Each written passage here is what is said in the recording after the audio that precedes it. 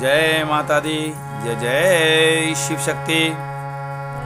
ओम जयंती मंगला काली, भद्रकाली कपालिनी, दुर्गा क्षमा शिवा धात्री, सुहा सुधा नमोस्तुते।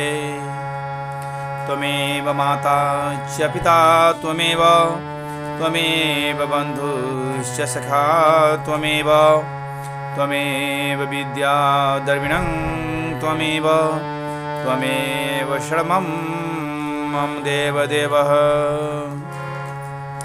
ओम सर्वमंगलमांगल्ये शिवे सर्वार्थसाधिके, शरण्ये त्र्यंबके गौरी नारायणी नमोस्तुते। जय माता दी, जय शिव शक्ति। श्री दुर्गा सप्तशती 9वां अध्याय, निशुंभ वध। ध्यान। मैं अर्धनारीश्वर के श्री विग्रह की निरंतर शरण लेता हूँ। उसका वर्ण बंधुक पुष्प और सुवर्ण के समान रक्त पित्त मिश्रित हैं। वह अपनी भुजाओं में सुंदर अक्षमाला, पाश, अंकुश और बलद मुद्रा धारण करता है। अर्धचंद्र उसका आभूषण है तथा वह 3 नेत्रों से सुशोभित हैं। राजा ने कहा, भगवान, आपने रक्तबीज के वध से संबंध रखने वाला देवी चरित्र का यह अद्भुत महात्म्य मुझे बतलाया। अब रक्तबीज के मारे जाने पर अत्यंत क्रोध में भरे हुए शुंभ और निशुंभ ने जो कर्म किया उसे मैं सुनना चाहता हूँ। ऋषि कहते हैं, राजन, युद्ध में रक्तबीज तथा अन्य दैत्यों के मारे जाने पर शुंभ और निशुंभ के क्रोध की सीमा न रही। अपनी विशाल सेना इस प्रकार मारी जाती देख निशुंभ अमर्ष में भरकर देवी को दौड़ा। उसके साथ असुरों की प्रधान सेना थी।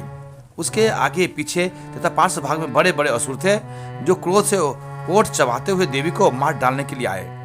महापराक्रमी शुंभ भी अपनी सेना के साथ मातृगणों से युद्ध करके क्रोधवश चंडिका को मारने के लिए आ पहुंचा। तब देवी के साथ शुंभ और निशुंभ का घोर संग्राम छिड़ गया। वे दोनों दैत्य मेघों की भांति बाणों की भयंकर वृष्टि कर रहे थे।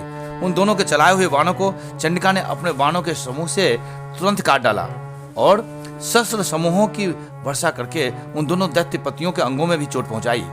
निशुंभ ने तीखी तलवार और चमकती हुई ढाल लेकर देवी के श्रेष्ठ वाहन सिंह के मस्तक पर प्रहार किया और वाहन को चोट पहुंचने पर देवी ने क्षुप्र नामक बाण से निशुंभ की श्रेष्ठ तलवार तुरंत ही काट डाली और उसकी ढाल को भी, जिसमें 8 चांद जड़े थे, खंड खंड कर दिया।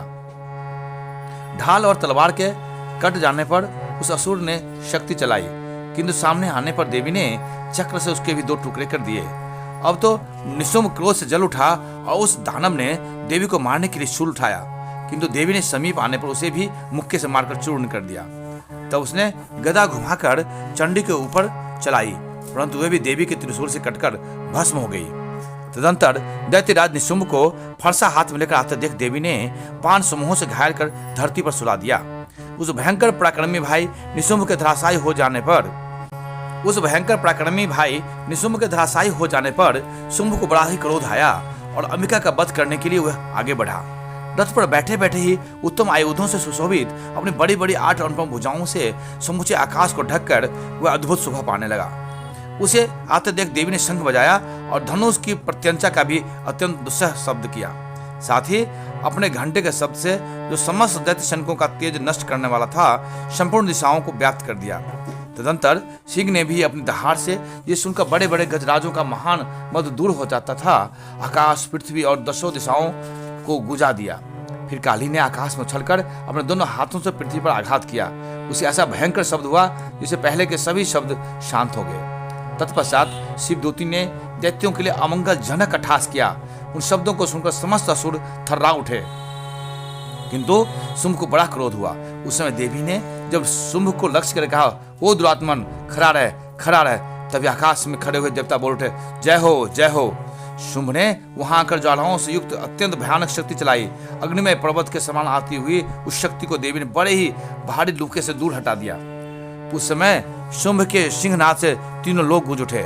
राजन, उसकी प्रतिध्वनि से वज्रपात के समान भयानक शब्द हुआ, जिसने अन्य सब शब्दों को जीत लिया।